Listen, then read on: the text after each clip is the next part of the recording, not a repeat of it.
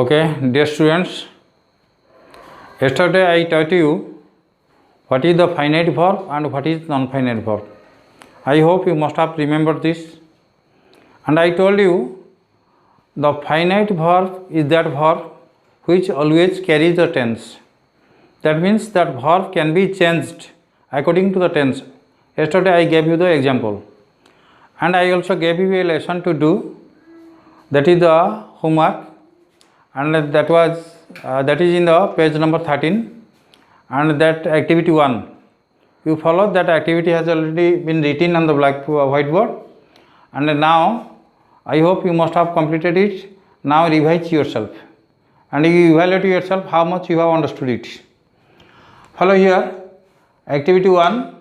Pick out the finite verbs in the following sentences. That means in these sentences there are 6 sentences here, and in these 6 sentences you will have to find out the finite verb.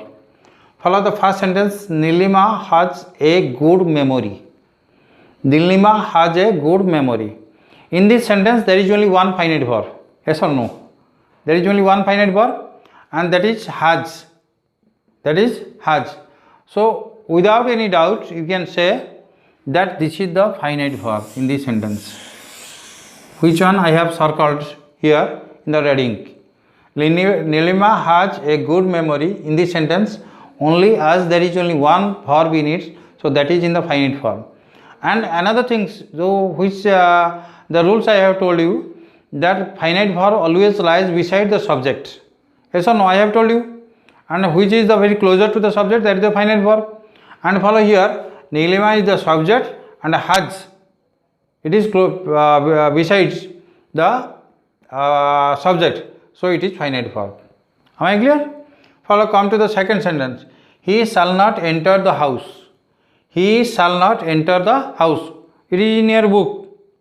Question number 2. He shall not enter the house. Follow here. Shall and enter. There are two verbs. There are two verbs. He shall not enter the house. There are two verbs in this sentence. Shall and enter. Shall and enter. And here in this sentence, he is the subject. This is the subject. And it is obviously, remember, the verb shall and enter. Between these two verbs, which one is the closer to the subject?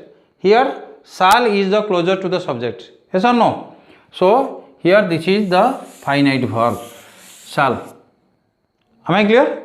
In the second sentence, he shall not enter the house. This is finite verb and this is non-finite verb. Am I clear? Shall finite verb, enter non-finite verb. And likewise come to the third sentence. Here we have not yet received the money. We have not yet received the money. Third sentence. And follow, in this sentence there are two verbs. First have, second received. First have, second received. Am I clear? So in this sentence, we, this is the subject, this is the subject.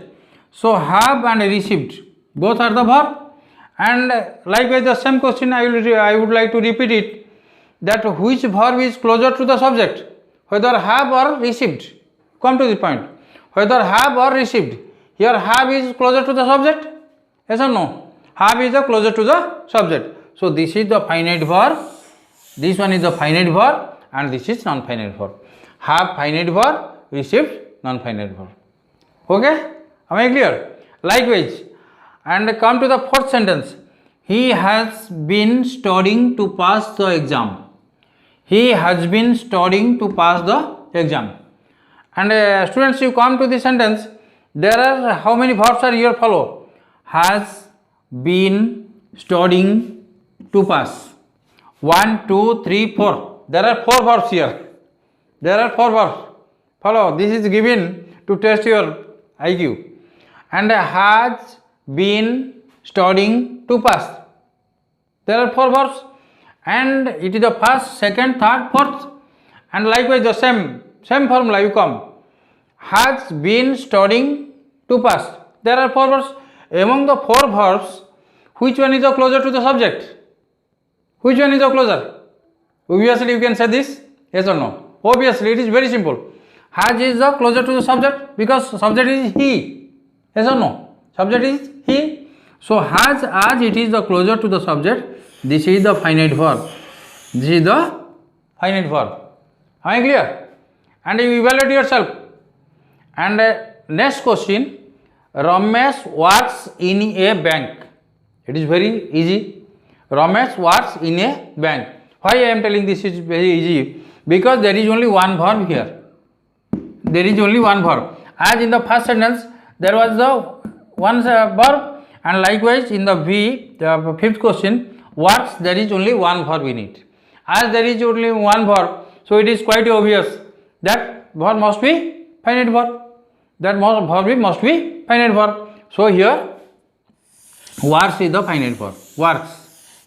Am I clear? So the last sentence, we must obey the rules of the road. We must obey the rules of the road. In this sentence, there are two verbs, must and obey. Must and obey. This is the modal verb, this is the full verb. The modal verb, this is the modal verb.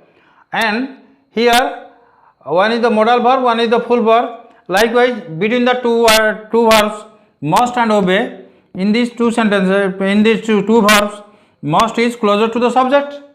Must is closer to the subject. So as it is closer to the subject, it is the finite verb, and this is the non-finite verb. Follow, look at the whiteboard. Here you can know the finite verbs has been encircled. Here has, shall, have, has, works and must. These are the 5 words. These 5 words are the finite verb. And which words are underlined here? Follow here, enter, received, studying, here been, studying, to pass and obey. These are the underlined.